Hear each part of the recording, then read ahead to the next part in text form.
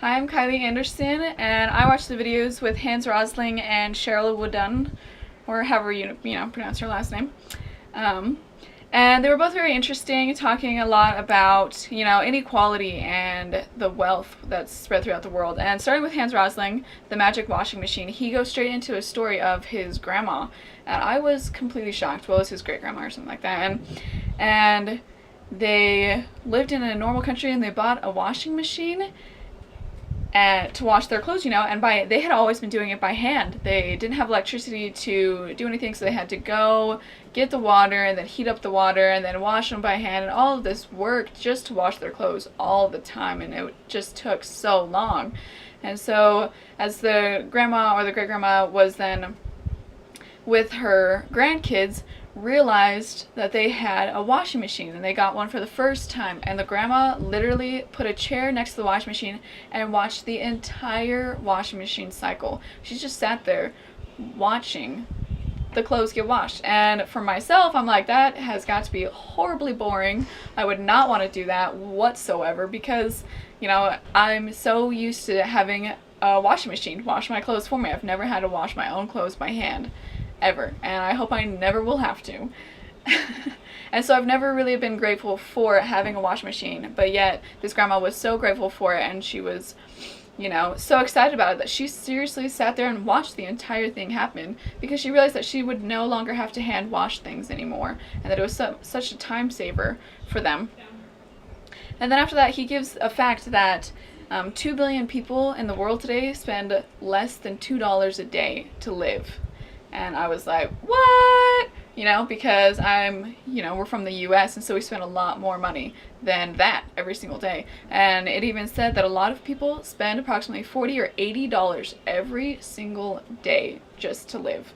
And, between gas and housing and food and, all these recreational things that people just do for the fun of it, and all of these different things that it gets expensive. And then there are other people that only have $2 to spend. That means they're like living in little tiny huts, eating top ramen all the time or something, that they just can't afford anything, really. And I also thought it was crazy with that along, it goes with half of the energy that is used throughout the world is actually used by 1/7 of the population. And so 1 billion people use half of all of the energy, instead of being, 3.5 billion people using half of it. No, it's the wealthiest people use the majority of the energy in the world. And that's part of the reason that they continue to be so wealthy. And then it made me realize that we should really be energy efficient, and that there are so many different ways of going green, in essence. And there's so many different technology, like new updates in technology and everything, that they have a green version of it. And I've even noticed with our dishwasher, they've got the reduced energy cycle versus like the normal one. And with our washing machines, they again have the green one, and then they've got the normal one. And so it's just important that we go green, in essence. That way we're using less energy, and then there's more energy for other people to be using throughout the world as well, because we use so much of it.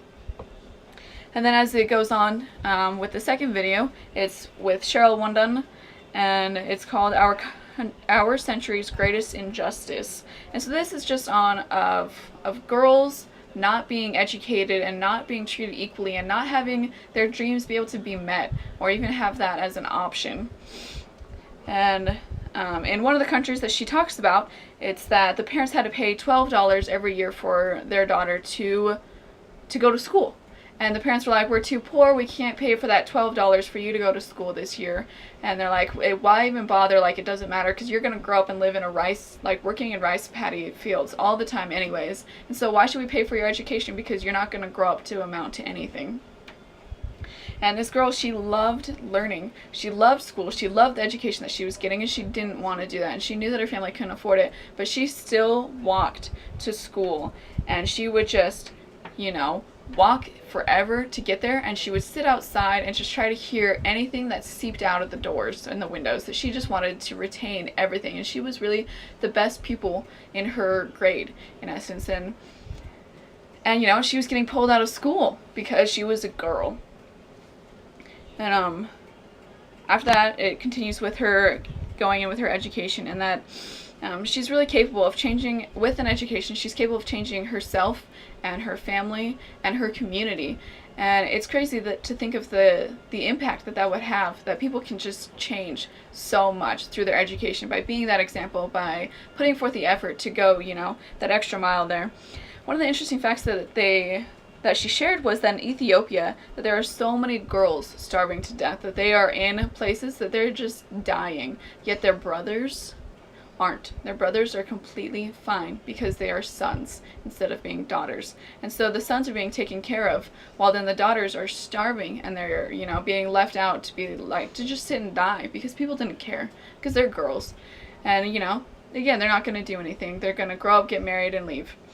And then in India, with kids that are ages 1 to 5, the girls die at a 50% higher rate than the boys do between those ages, just again because they are female opposed from being male.